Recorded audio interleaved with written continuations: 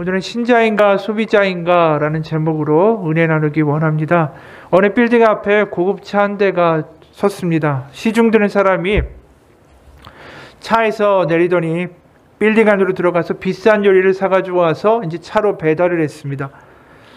아마도 그 고급 승용차의 주인이 승용차 안에서 그 맛있는 요리를 가져다가 거기서 먹는 것 같았습니다. 그 광경을 이제 가로수 밑에서 배가 정말 쫄쫄 굶고 있는 사람이 이렇게 쳐다보고 있었습니다. 우리 속으로 이렇게 생각했어요. 야, 저 사람은 정말 복도 많지 얼마나 돈이 많으면 자동차 안에까지 음식을 시켜서 먹을까? 그리고는 그 사람에 대해서 궁금해서 자동차 옆으로 가보았습니다. 마침 열린 차문 사이로 자동차를 타고 있는 사람이 보였는데 놀랍게도 그 사람은 하반신이 없는 사람이었어요.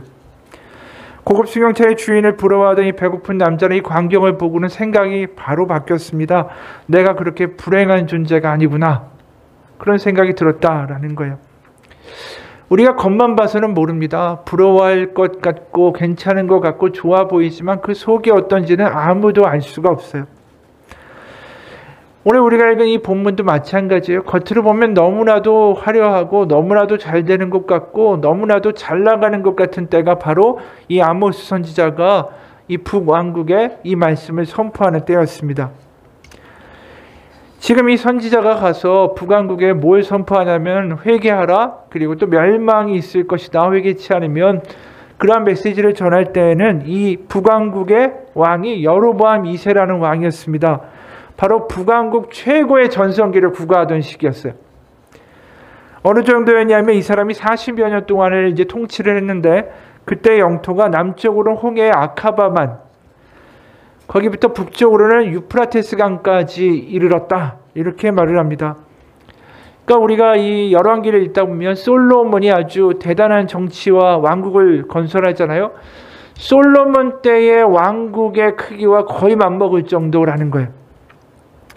어떻게 그러냐 하면 그 북쪽에 있는 아람, 지금은 시리아죠. 아람도 사실은 그 속국으로 두고 남유다까지도 거의 속국의 상태였던 거예요. 그러니까 거의 남왕국과 북왕국을 합치고 위에 아람까지 그 모든 권역에 영향력을 끼쳤으니까 이 나라의 사이즈가 굉장히 커진 거죠. 그러다 보니까 이 옆에 있는 근동의 무역로도 장악하게 되고 또 무역을 하는 데서 세금도 걷고 또 속국으로부터 여러 가지의 그 공납 같은 걸 받으면서 굉장히 부유해졌습니다. 지도층들은 사치가 심해지고 호화호식을 하게 되고 종교적인 제사에도 엄청난 물량 공세를 퍼부어서 아주 웅장한 모습의 그런 제사를 드리는 것들이 연출이 돼요.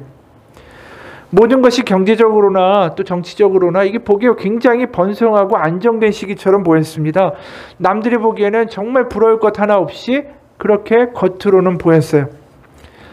그런데 그 안에 문제가 있었다라는 거죠. 뭐냐 하면 첫 번째로 종교적인 타락이 굉장히 심했습니다.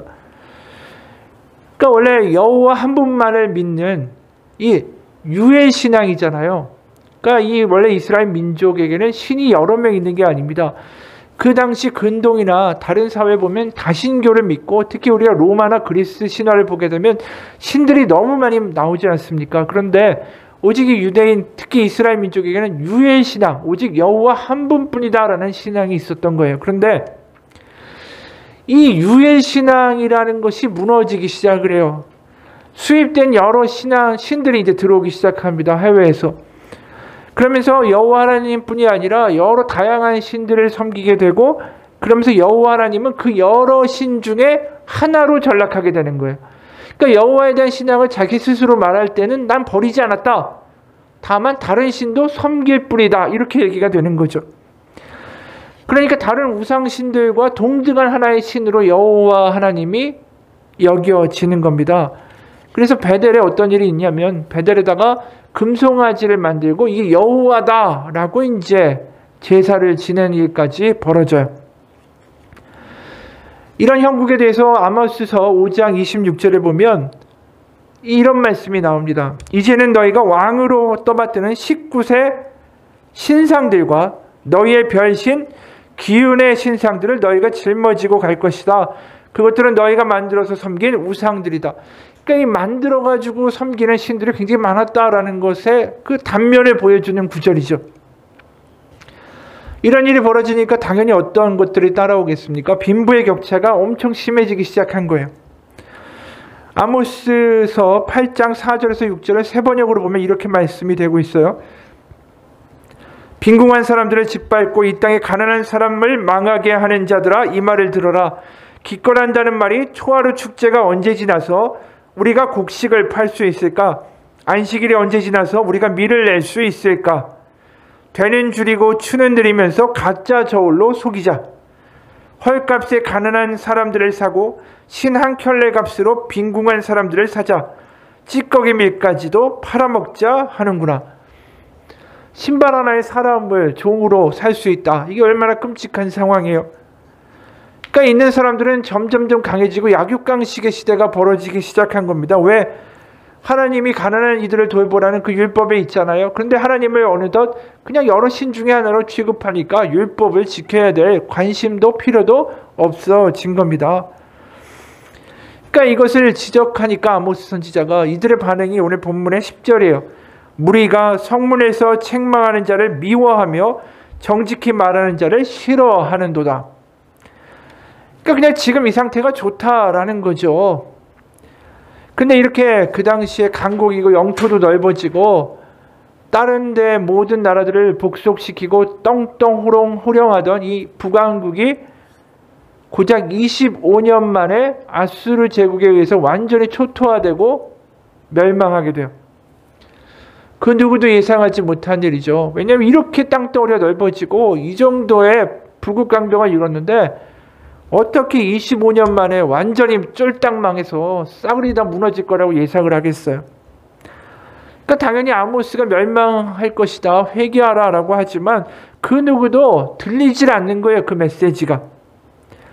그러면서 절대 망할 리가 없다 라면서 자신들에게 부귀영화를 가져다주는 이 우상신들에 대한 제사에 여전히 열심인 겁니다. 우리가 이 아모스 선지자의 메시지를 보다 보면 다른 게 아니에요. 결국은 유해신앙으로 돌아오라는 거예요. 하나님밖에 없다.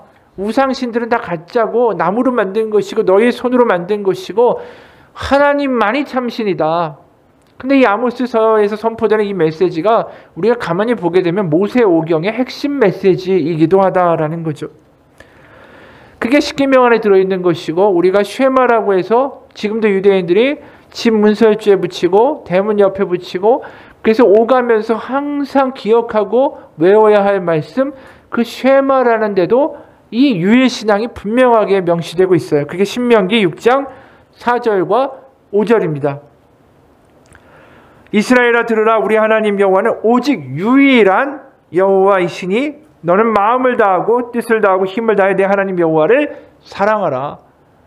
그러니까 하나님밖에 없고 유일한 신이시니 바로 그분을 몸과 마음과 뜻을 다해 사랑하라 라는 거죠. 바로 애굽의 노예였던 바로 이스라엘 민족을 바로 꺼내주시고 나라를 세워주시고 살게 하시니까 바로 유일한 하나님 여호와시다. 그런데 지금 북왕국에는 그게 하나도 먹히지 않습니다. 그저 여러 우상신들 중에 하나, 그 취급을 받고 있는 게 여호와 하나님이에요. 왜 이렇게 신앙이 타락하고 왜 이런 일들이 일어났을까? 또 하나의 질문은 왜 이렇게 많은 신들이 이들에게 필요했을까? 그 이유는 하나예요. 자신들의 필요를 채워주는 신이라고 얘기가 들리면 그때마다 수입을 한 거예요. 하나씩 하나씩. 예를 들어서 두로와 시돈이라는 그 도시가 굉장히 성경에 많이 나옵니다. 이들이 페니키아, 성경에는 베니게라고 나오는 그 도시 연합 국가에 속한 도시들인데 이 페니키아가 알파벳을 만든 그 시초의 문자를 사용한 민족이에요. 그들이 굉장히 무역과 기술에 다방면에 있어서 굉장히 뛰어났을 뿐 아니라 부유했습니다. 그러니까 옆에서 보기에 바로 이스라엘이 보니까 너무나도 기술에 뛰어나고 잘 되고 게다가 부유하고 부러울 게 없는 강국이 되니까 이들이 부러운 거예요. 왜 그럴까? 그러면서 제일 먼저 한 일이 뭐냐 하면 그들의 신을 가져다가 섬기는 거였습니다. 그게 바알이었어요. 그래서 결국 엘리야가 나중에 갈멜산에서 그 아세라 바알 선지자 850명과 대결을 벌이는 일까지도 발생하게 된 거 아닙니까? 이세벨이라는 그 황후를 데려온 것도 있겠지만 근본적으로 바알 신을 수입한 거예요. 왜냐하면 그 나라의 신, 그러니까 잘 되는 나라의 신이 우리에게도 똑같이 복을 가져다 주고 나의 필요를 채워줄 것이다 라는 분명한 그런 믿음을 가지고 이들이 이 짓을 한 겁니다. 그러니까 이 문제를 가만히 살펴보면 어떤 그런 핵심이 있냐 하면 그 생각의 메커니즘의 기본에는 자신이 주인이 돼서 자신들의 필요와 성공과 번영을 줄 신을 선택하는 거예요. 그러니까 내 필요를 채워주는 존재를 나는 언제든지 그를 신이라고 인정할 수 있다라는 태도 때문에 이런 일들이 발생하는 거죠. 그러니까 내가 주인의 자리에 서서 내가 필요한 신을 취사 선택하는 거, 이게 바로 북왕국의 멸망의 원인이었다라는 겁니다. 그럼 이런 모습이 과거에만 있을까? 아니라는 거예요. 우리도 역시 나의 필요를 채워주는 신을 찾고 있어요, 세상은. 그러니까 내가 필요하니까 전 보러 다니고 내가 원하는 걸 준다고 하니까 가서 어떤 신이든 가서 예배하는 모습들이 드러나는 게 지금 현대에도 똑같은 사람들의 심리라는 거죠. 근데 교회에도 이런 모습이 드러나요. 이게 무슨 얘기냐면 어느 목사님이 이런 글을 썼습니다. 우리 동네에 새로 이사 온 사람을 만났다. 여느 때처럼 그에게 가족들은 잘 적응하는지, 새로 이사한 집은 마음에 드는지를 물었다. 그리고 교회 이야기를 나누면서 그는 이사 온 후에 벌써 7교회를 둘러보았다라고 말했다. 거의 2달간 연이어서 교회 쇼핑을 했는데 우리에게 맞는 교회를 찾지 못했어요. 어떤 교회의 경우는 예배는 마음에 들었는데 설교는 영 별로였죠. 또 설교는 아주 좋은데 어린이 사역이 별로인 교회도 있었고, 어떤 교회는 꽤 괜찮다라고 생각했는데 우리가 교회에 있는 내내 우리에게 아무 말도 걸질 않았어요. 그러면서 하는 그의 마지막 말은 내게 치명타였다. 우리는 우리의 필요를 채워주는 교회를 찾을 수가 없었어요. 여기 우리가 교회를 쇼핑하고 있다, 우리의 필요를 채워주는 교회를 찾을 수 없다라는 말은 마치 자신에게 꼭 맞는 옷을 쇼핑하고 있는 사람처럼 들린다. 내 필요를 채워주는 교회를 찾을 수 없다라는 말은 그리스도인들이 내뱉을 수 있는 가장 비성경적인 말 중에 하나이자 내 입맛대로라는 사고방식이다. 왜냐하면 이 말에는 우리 자신을 영적 소비자로 보고 교회는 상품이라는 생각이 깔려있기 때문이다. 그래서 필요를 채워주는 상품으로서의 교회를 찾고 고르고 싶어한다. 참 안타까운 이야기죠. 입으로는 내가 하나님을 믿는다라고 하지만 사실상 내가 주인이고 내가 고르는 거예요. 내가 영적 소비자이기 때문에. 그러니까 다른 것보다 나의 필요가 가장 중요한 급선무고 우선순위로 서는 거죠. 그래서 영적 소비자들로 신앙생활하는 사람들의 결국 모습은 이렇게 드러나게 돼요.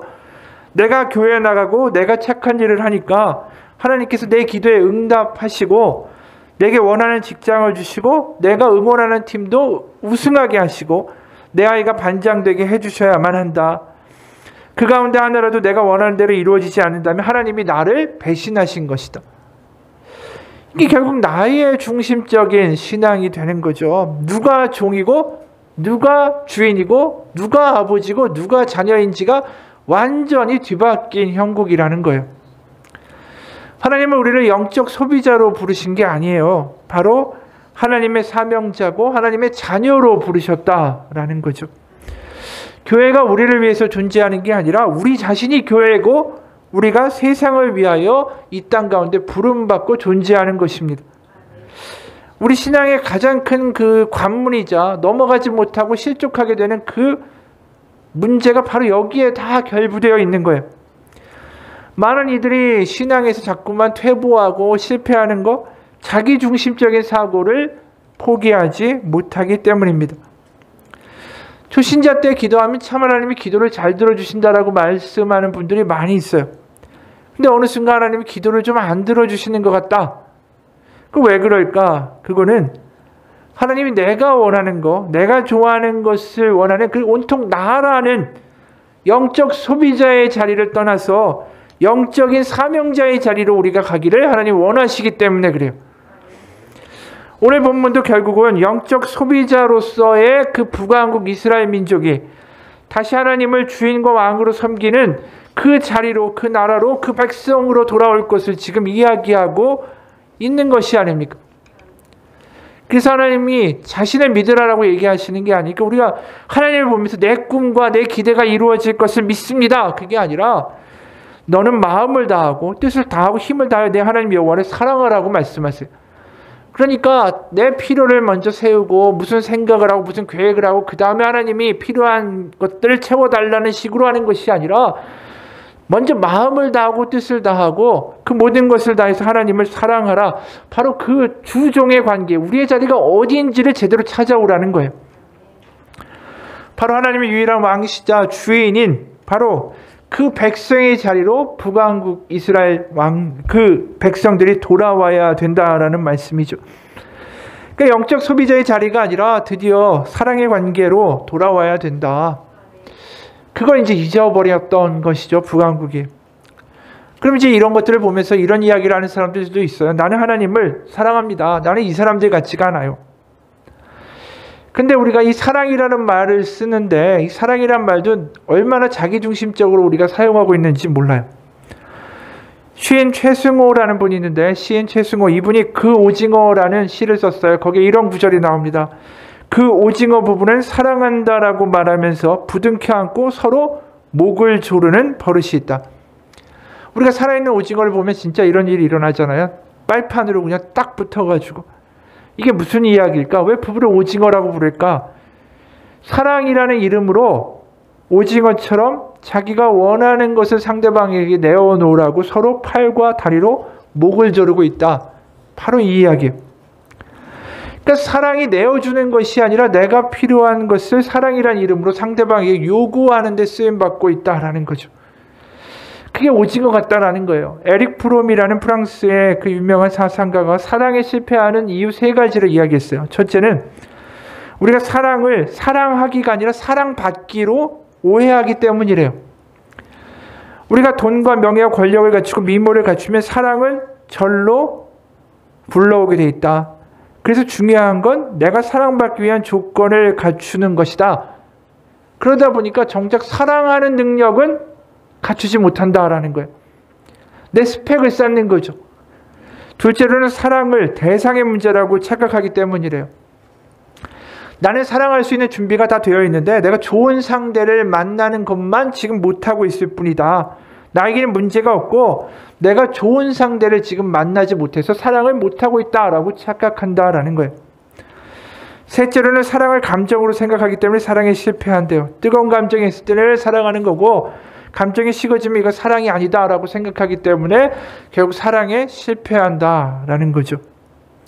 근데 이거 가만히 보다 보면 사랑에 실패하는 이유에 근본적으로 이 3가지에 다 핵심적으로 들어있는 건 자기중심적인 사고를 하기 때문이에요. 내 감정이 식으면 사랑이 아니고 내 감정이 고조되면 사랑이 맞다. 모든 판단의 기준이 뭐죠? 내 감정이에요. 그리고 나는 사랑할 준비가 다 됐는데 난 문제가 없는데 상대를 못 만났을 뿐이다. 이야기는 뭡니까? 나는 변할 필요가 없는 거예요. 내가 사랑할 만한 가치가 있는 존재를 내가 찾아서 쇼핑하겠다. 소비적으로 내 중심적으로 고르겠다라는 생각이죠. 그리고 또 반대로 내가 사랑받기에 적당한 쇼핑당하기에 괜찮은 핫 아이템이 되려고 그렇게 엉뚱한 스펙 갖추기 혈안이 되면서 정작 사랑하는 사람 되는 데는 사랑할 수 있는 사람 되는 데는 관심이 없어진다라는 거예요. 그러니까 결국 모든 게 다 나에게 지금 집중하고 있는 거예요. 내 중독이라는 게 자기 중독, 사랑마저도. 내가 잘나야 되고 또 이 잘난 나에게 걸맞아야 되고 또 내가 그런 상대와 내가 흥분과 감정으로 고치가 되어야 되고 그래야 이게 사랑이다라고 생각한다라는 거죠. 그러니까 지금 요새 정말 연애에서 결혼하는 것보다 조건 맞춰서 결혼하는 경우들이 얼마나 많아요. 집이 있냐, 뭐 결혼할 때 얼마큼을 갖춰야 되냐, 직업이 뭐냐. 결국 사랑마저도 너무나도 지금 자기중심적인 거래로 변질되고 있다라는 겁니다. 우리가 신앙도 사랑도 그런 식이 돼갈 때가 많다라는 거예요. 사랑도 내가 사랑할 만한 존재나 그 정도의 수준이 되십시오라고 상대방에게 요구하듯이 하나님한테도 내가 믿을 만한 그런 존재가 되라고 하나님한테 요구할 때가 많다라는 거예요. 그러니까 다 내 기준인 거예요. 내 중심적이고. 그러다 보니까 하나님한테 실망하고 삐질 때도 많고 하나님 믿다가 도중에 실족해서 나가버릴 때도 많은 거예요. 모두 다 우리가 내 중심적이고 이기적인 생각에서 벗어나지 못하기 때문이죠. 프랑스의 어느 조그만 시골 마을이 있었는데 거기에 낙후된 마을의 발전을 위해서 주민총회가 열렸어요. 좋은 아이디어들이 많이 나왔습니다. 그 중에 결정된 게 뭐냐면 자기 집에 2대 이상의 마차를 가지고 있는 주민들은 한 대를 마을을 위해서 기부하자. 그리고 그런 기부된 말과 마차를 보관할 만한 창고가 있어야 되니까 헛간을 2개 이상 가지고 있는 사람은 그 중에 하나를 마을의 공동재산으로 내놓자. 그런 제안을 하게 된 거예요. 그때 주민들이 다 좋다고 찬성을 해가지고 통과가 됐습니다. 그래서 이제 마을의 공동재산을 막 만들고 있는데 그 마을에서 가장 가난한 주인이 머뭇거리면서 일어나서 이렇게 말하는 거예요. 나는 마을을 위해 바칠 거라는 아무것도 없고 닭 2마리가 있을 뿐인데 한 마리를 내놓아 마을 발전에 조금이나마 보탬이 되고 싶은데 닭 2마리 이상 있는 주민들은 한 마리씩 내놓기로 하면 어떻겠습니까? 라고 제안을 했어요. 근데 이 가난한 농부가 제안한 것은 표결에 붙이자마자 부결됐습니다. 왜 그랬을까? 그 마을 주민 중에 말이나 마차를 내와야 되고 헛간을 내놓아야 할 만큼 많이 가진 사람은 몇 명 안 되는 거예요. 그런데 누구나 다 닭 1마리 이상씩은 가지고 있기 때문에 그 제안을 거부한 거죠. 막상 자기 거 내놓는 거 싫다라는 거예요. 세상이 이렇다라는 거예요. 자기의 이익을 보호하고 내 자신의 필요를 채우고 이거에 혈안되어 있는 게 세상의 모습이라는 거죠. 그러다 보니까 지금 북왕국의 모습이 딱 그거 아니에요. 가진 자는 더 가지려고 하고 안 뺏기려고 하고 서로 간에 지금 그러한 모습들이 너무나도 팽배하고 거기에 자기에게 필요한 신들을 갖다 수입해서 내 필요를 채워주는 신들을 섬기고 있고 전형적으로 모두 다 자기에게만 골몰한 세상이 북왕국의 모습이었다라는 겁니다. 그거에 대해서 하나님의 처방이 뭐냐면 오늘 4절과 6절에 2번 반복돼서 말씀하죠. 여호와께서 이스라엘 족속에 이와 같이 말씀하시기를 너희는 나를 찾으라 그리하면 살리라. 6절도 마찬가지예요. 너희는 여호와를 찾으라 그리하면 살리라. 나를 찾으면 살리라.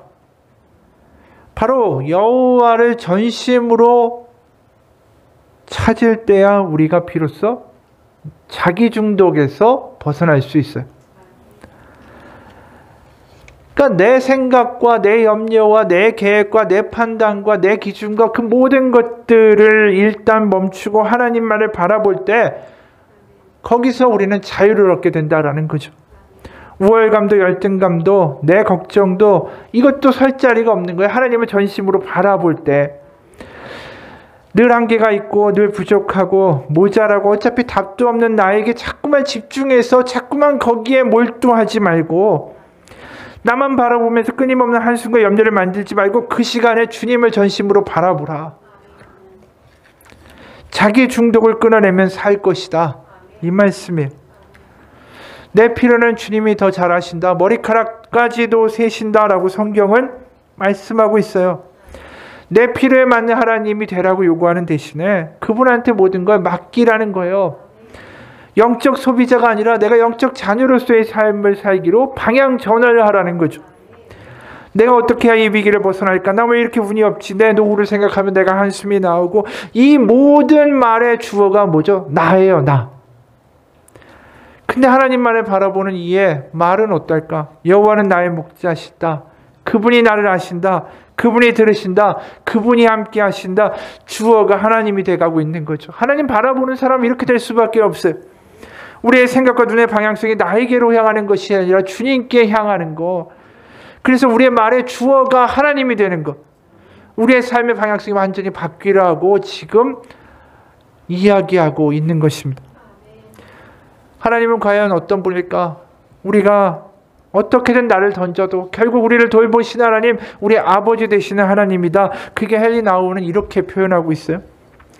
지난 몇 년간 나는 그네 타기 고개를 즐겨보았다. 어느 날 아버지와 난 서커스 구경을 가기로 결정했고, 그날 저녁에 우리는 남아프리카 공화국에서 온 그네 타기 고개에서 5명이 진행하는 서커스를 보았다. 3사람은 날아가는 역할이었고 2명은 잡아주는 역할이었다. 한마디로 공중부도회였다. 날아가는 사람들은 공중으로 치솟았다. 잡아주는 이의 강한 손에 붙들기 전에는 모든 것이 아슬아슬했다. 공연 때마다 나는 고개사들의 용기에 끊임없이 감탄한다. 이 고개사들은 잡아주는 이의 든든한 손에 자신의 손이 빨려 들어가면서 이 비행이 맞춰질 것이다 라고 믿는다. 자신이 붙잡고 있던 튼튼한 그네를 놓아야 반대편 그네까지 우아한 반원을 그리면서 날아갈 수 있다는 것을 잘 안다. 상대방이 나를 잡으려면 일단 놓아야 한다. 이렇게 기꺼이 놓으려는 자세야말로 우리가 직면한 최대의 도전 중 하나이다. 사람이든 물건이든 명성이든 우리는 수많은 영역에서 어떻게든 움켜쥐려고 한다. 내게 필요한 것을 내 손으로 움켜쥐어야 한다라는 신념은 인간이 고난을 겪는 커다란 원천 중에 하나다. 그러나 소유와 계획과 사람을 내려놓으면 비록 모험이 따를지라도 전혀 예상치 못한 새로운 자유의 삶에 들어갈 수 있다. 어떻게 하면 그렇게 기꺼이 내려놓는 자세로 살아갈 수 있을까? 지금 가진 것을 움켜쥐지 않는 것이다. 안심할 수 있는 안전지대를 확보하려고 애쓰지 않는 것이다. 오히려 내가 따르고 싶고 사랑하는 하나님께 다 내어드리는 것이다. 그러니까 하나님께 우리가 방향 전환을 해야 된다는 거예요. 영적 소비자가 아니라 나는 하나님의 자녀고 하나님을 믿는 하나님의 영적 사명자라는 방향 전환을 해야 된다는 거예요. 이게 확 일어나지 않으면 계속 그 영적 소비자의 신앙의 단계에서 계속 하나님하고 줄다리기를 하면서 싸움을 하는 거예요. 그런데 우리가 하나님의 아들 예수 그리스도 저 십자가를 보면서 뭘 보게 됩니까? 하나님 우리가 줄다리기 하는 하나님이 아니라 네가 어떻게 해야, 네가 뭘 지켜야, 네가 어느 정도 수준이 되어야 내가 너를 사랑하고 너를 자녀로 삼겠다라고 하시는 게 아니잖아요. 십자가는. 네가 죄인이고 네가 모자르고 네가 했든 안 됐든 네가 어떤 존재든 실패자든 네가 그 어떤 상태이든 간에 내가 너를 위하여 이미 죽었다라고 말씀하시는 거예요. 그게 로마서 5장 8절입니다. 우리가 아직 죄인 되었을 때 그리스도께서 우리를 위하여 죽으심으로 하나님께서 우리에 대한 자기의 사랑을 확증하셨느니라. 바로 거래나 조건으로 우리를 사랑하시지 않고 그냥 우리의 어떠한 가치와 상관없이 그냥 우리를 사랑하기로 작정하신 그분의 사랑이 바로 십자가의 사랑이잖아요. 그렇기 때문에 우리 보고 너를 던지라라고 말씀하실 수 있는 근거가 되고 힘이 되고 약속이 되는 게 십자가예요. 우리가 그냥 하나님께 우리를 던지라는 게 아니에요. 저 십자가를 보면서 받아주실 것을 믿고 우리를 던지라는 거지. 오늘 우리가 하나님이 나를 전심으로 찾으라 그러면 살리라 라고 말씀하시는 4절과 6절 사이에 5절이 있어요. 5절에 보면 이런 말씀이 있습니다.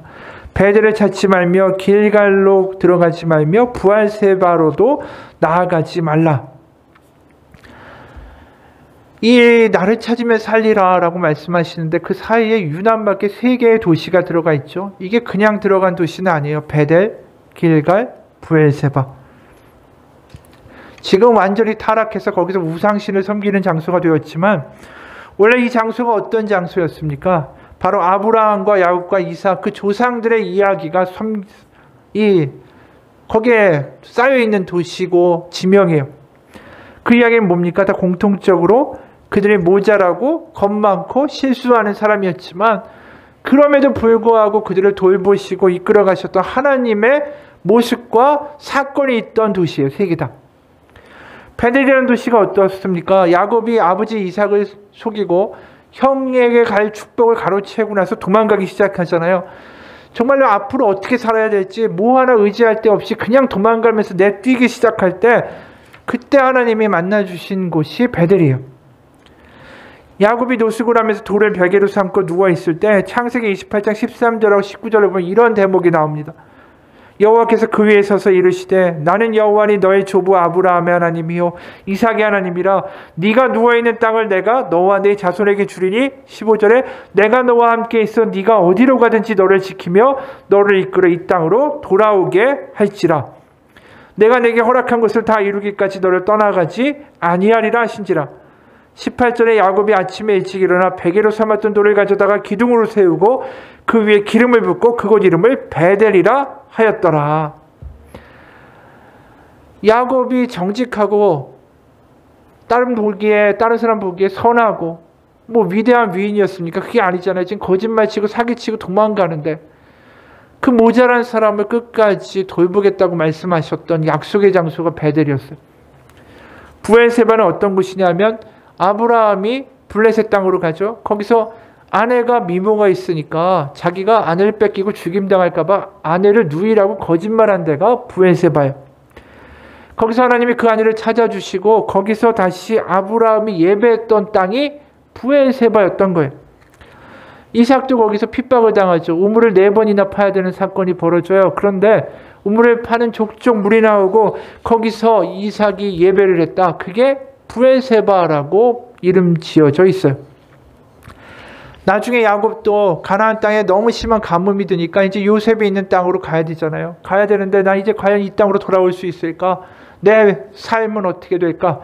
그거에 대하여 걱정하면서 어디서 예배를 드렸냐면 브엘세바예요. 그때 창세기 46절 4절에 하나님이 브엘세바에서 야곱에게 이렇게 말씀하셨어요. 내가 너와 함께 애굽으로 내려가겠고 반드시 너를 인도하여 다시 올라올 것이며 요셉이 그의 손으로 너의 눈을 감기리라 하셨더라. 지금 이 모든 땅들에서 일어나는 사건은 뭐냐 하면 자신들의 능력으로 감당할 수 없는 위기를 만난 거예요. 내 힘으로 할 수 없는 상황을 만난 거예요. 그런데 주님의 은혜로 말미암아 그것을 벗어났던 은혜의 장소, 눈물의 장소, 고백의 장소가 바로 브엘세바고 베델이었다라는 거죠.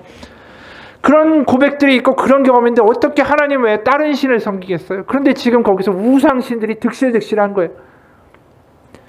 그럼 길갈이라는 장소는 어떤 장소일까? 길갈은 이스라엘 백성들이 가나안으로 들어가려면 뭘 건너야 됩니까? 요단강을 건너야 되죠. 그때 물이 불어가지고 요단강을 건너갈 수가 없었어요. 그럴 때 하나님이 제사장들이 언약궤를 메고 그 강에 발을 대자마자 강이 갈라지게 하셨어요. 그리고 제사장들은 그 요단강 한가운데 서서 모든 백성들이 지나갈 때까지 언약궤를 메고 서 있었습니다. 그게 제사장들이 서 있었던 게 아니죠. 바로 언약궤에 임하신 하나님이 그 가운데 서셔서 물을 가르시고 백성들을 지나가도록 지켜보셨어요. 그리고 어떤 일이 있냐면 그 강 속에서 돌 12개씩을 가져다가 하나는 육지 위에다가 12개를 세우고 또 12개는 바로 하나님이 서셨던 곳, 언약궤가 있던 곳, 거기 발 밑에 12개를 세우게 하셨어요. 그게 길갈이에요. 그럼 길갈에는 어떠한 믿음이 있을까? 먼저 육지 위에다가 12개의 돌을 세우고 기념하고 기억하라. 그건 얼마든지 이해가 가는 일이죠. 그런데 왜 강물 속에다가 돌 12개를 세우라고 하셨을까? 아니, 당연히 물이 차면 하나도 보이지 않는데 왜 거기다 12개의 기념비를 세우라고 하셨을까? 강 밑에 있는 돌 12개가 보이는 때가 있습니다. 그거는 어느 때일까요? 가뭄의 때예요. 가뭄이 들고 물이 마르기 시작하면 그 돌들 12개가 보이기 시작해요.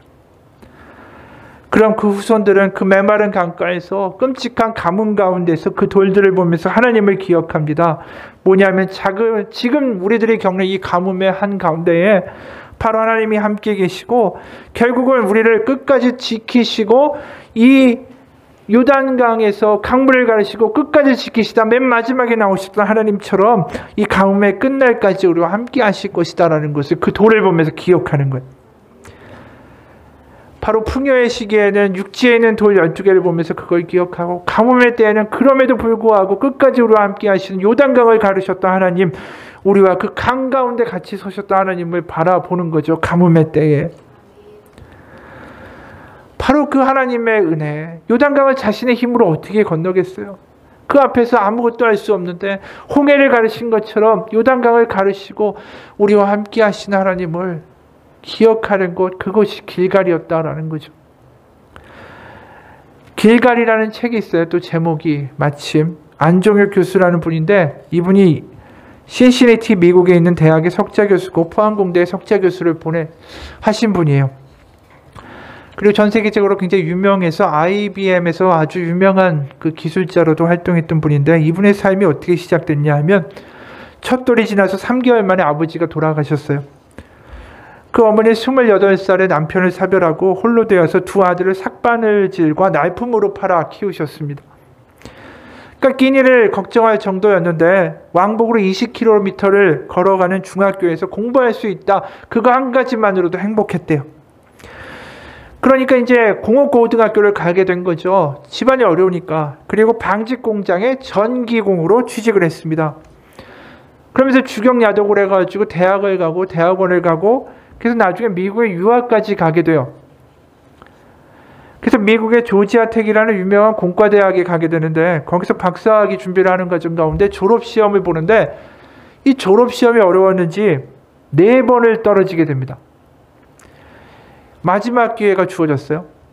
여기서 떨어지면 박사학위는 못하는 거예요. 유학생활은 다 물거품이 되는 겁니다.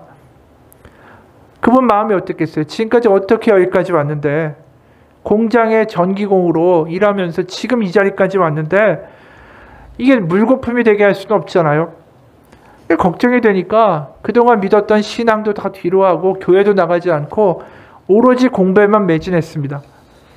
그러다 갑자기 몸에 마비가 왔어요. 그러면서 주님을 만나는 경험을 다시 하게 됩니다. 이분이 이렇게 얘기합니다. 나는 3일간을 금식하며 주님께 나아가기로 결단했다. 시험 준비는 어차피 할 수 없는 상황과 지경이 돼버렸으니까 이제는 죽으면 죽으리라고 하나님께 회개하며 나아갔다. 3일 동안 금식하는 그 기간 내내 나는 평안했고 기쁨으로 충만했다. 주님 앞에 나와 자기의 가장 귀한 향유 옥합을 열고 주님 발에 부었던 여인의 마음이 이해가 되었다. 주님은 늘 내게 물으셨다. 종혁아, 너에게 가장 귀한 향유 옥합은 무엇이냐? 주님, 죄송하지만 그것만은 묻지 않으셨으면 합니다. 열지 못하고 깨트리지 못하는 나의 향유 옥합은 바로 박사학위였다. 주님께서 물으실 때 박사학위라고 말씀드리며 그것을 가져오라 하실 것 같아 나는 늘 두려웠다. 주님의 사랑을 받고 구원의 은혜도 입었지만 나는 주님을 따르는 제자로서의 삶을 헌신하기는 두려웠던 것이다. 주님이 내게 향유 옥합을 물으신 것은 나에게 우선순위를 주님께 맞추기를 바라셨기 때문이었을 것이다. 나는 너무 어리석었다. 박사학위를 주님께 드린데 그 박사학위가 주님 것이 되겠는가? 주님께서 무슨 박사학위가 필요하겠는가? 주님께서 귀히 생각하시는 모든 향유 옥합을 주님 앞에 열고 주님의 발에 부어드릴 때 주님께서 내 삶의 제일 소중한 첫 번째 향유 옥합이 되겠다라는 말씀을 하시려고 내게 묻고 또 물으신 것이 아닌가? 주님, 이제 항복입니다. 평생 주님의 제자로 살겠습니다. 박사학위도 주님 발 아래 내려놓겠습니다. 주님만 따르겠습니다. 항복의 결단은 거침없이 나의 모든 옥합을 주님 발 아래 내려놓을 수 있도록 해주었다. 그 순간에 이제 졸업시험을 내가 볼 수 있는 건강이 되거나 아니면 또 못 보거나 합격하거나 못하거나 모든 결정과 염려를 다 주님께 맡겨버렸다. 이제 나는 오직 주님만 바라보고 살기로 주님께 항복했다. 항복은 오히려 나에게 참 놀라운 평화를 가져다 주었다. 참 자유와 순종의 진정한 기쁨을 누리게 해주었다. 감사하게도 금식 3일째 되는 수요일 저녁에 주님은 꿈속에서 이번 예비시험에 합격할 것이라고 말씀해 주셨다. 늦은 나이에 법대를 졸업하고 미국 변호사 시험을 준비하는 교회에 같이 다니는 40대 집사님도 나에게 기도를 부탁했는데 그 집사님도 이번에 합격한다라고 말씀해 주셨다. 주님이 꿈속에서라도 이렇게 직접 시험 합격에 대해서 말씀해 주시기는 이번이 처음이었다. 그리고 목요일 아침 잠에서 깨어나자 몸이 완전히 회복되었다. 마음도 회복되었다. 학교의 교정을 천천히 걷는데 모든 것이 새롭게 변해 있었다. 모든 나무가 가지를 하늘로 쳐들고 손뼉을 치며 하나님을 찬양하고 있었다. 작은 꽃들도 함께 주님을 찬양했다. 보라, 모든 것이 새롭게 되었도다. 나는 회복된 건강한 몸으로 마지막 시험을 편안한 마음으로 치렀다. 주님의 말씀대로 나는 사전 5기라는 기록을 세우며 박사시험에 합격했다. 얼마나 오랫동안 기다리던 응답이었던가. 짧고도 긴 하나님의 인생훈련 드라마였다. 끝내 믿음으로 포기하지 않은 나를 긍휼히 여겨주신 하나님의 은혜였다. 이분의 삶이 어떻습니까? 자신이 필요한 것을 얻는 신앙에서 이제 필요한 것을 구하는 게 아니라 필요한 것을 하나님께서 아시니까 내가 하나님을 바라보겠습니다.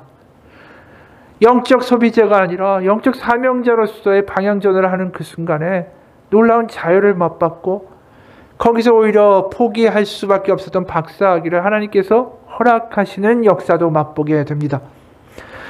우리가 갈 수 없고 할 수 없고 어쩔 수 없는 상황 가운데 정말 하나님밖에 바라볼 수 없을 때 그때 하나님이 우리를 만나주신 장소들이 어디예요? 베델, 길갈, 브엘세바예요. 우리가 하나님을 그렇게 만났잖아요. 근데 그걸 잊어버리고 점점 내가 필요한 것만 구하는 신앙이 되지 않기 원합니다. 이스라엘 백성들에게 뭘 말씀하시는 거예요? 나를 찾으라, 그러면 살리라. 다른 게 아닙니다. 바로 너희가 만났던 베델과 브엘세바와 길갈에서 너희들이 아무것도 할 수 없고 무능력할 때 내가 너를 도왔고 끈질기게 인도해내었던 그 기억을 다시 한번 붙잡으라는 거예요. 우리가 지금 어려운 상황들을 지나가고 있죠. 내 뜻대로 내 필요대로 안 될 수도 있어요. 하지만 하나님, 내가 베델과 길갈과 브엘세바의 기억을 기억합니다. 나의 그 기억, 내가 하나님을 만났던 것, 하나님의 은혜로 말미암아 감동했던 그 기억들을 다시 붙잡고 하나님밖에 없다라는 고백을 하고 나아가기 원합니다. 어느덧 내 입술 가운데 내가 주어가 돼서 나왔던 수많은 한탄들과 고백들과 짜증들을 뒤로 하고 이제 내 삶의 말의 주어가 바로 주님이 되기 원합니다. 하나님이 살아계십니다. 하나님이 들으십니다. 하나님이 나를 돌보십니다. 하나님이 기억하십니다. 그 고백이 나의 고백이 되고 내 영혼의 그 말을 선포해 갈 때에 분명히 우리는 살리라. 그 말씀이 우리 가운데 이루어질 것입니다. 그렇게 하나님이 다시 한번 우리의 삶의 모든 것들을 지켜보시며 돌보시며 우리를 그 삶 가운데 구원하셨다라는 간증을 하는 날이 꼭 오고야 말 것입니다. 믿음 가운데 끝까지 하나님을 바라보며 영적 소비자가 아니라 내가 필요한 것을 얻고자 하는 신앙이 아니라 하나님을 믿고 끝까지 버티고 견디며 기억하며 나아가서 살게 되는 믿음의 역사를 경험하시는 삶이 되시기를 주님의 이름으로 축원합니다. 기도하겠습니다. 하나님 아버지, 우리의 계획과 우리의 생각과 우리의 판단을 가지고 언제까지 하나님께 그것을 이루라고 강요하는 신앙이 되며 살아갈 것입니까? 하나님, 우리가 방향을 전환하기 원합니다.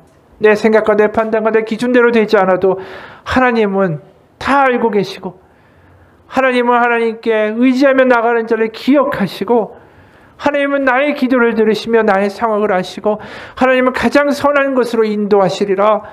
그 믿음을 가지고 살아가기 원합니다. 자녀의 자리를 회복하기 원합니다.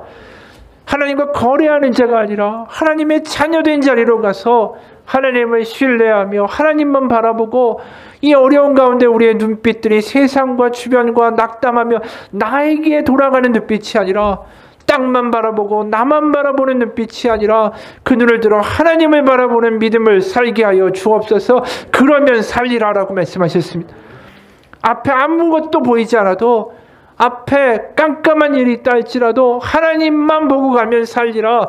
바로 그것이 아모스의 선언이고 우리에게 주시는 말씀입니다. 우리가 부자일 때나 가난할 때나 병들었을 때나 튼튼할 때나 어떤 상황이든 하나님만 보면 살리라. 그 말씀을 굳게 붙들고 승리하는 한 주가 되도록 주님 역사하여 주옵소서. 살아계신 우리 주 예수 그리스도의 이름 받들어 기도합니다. 아멘. 우리 다 같이 일어나서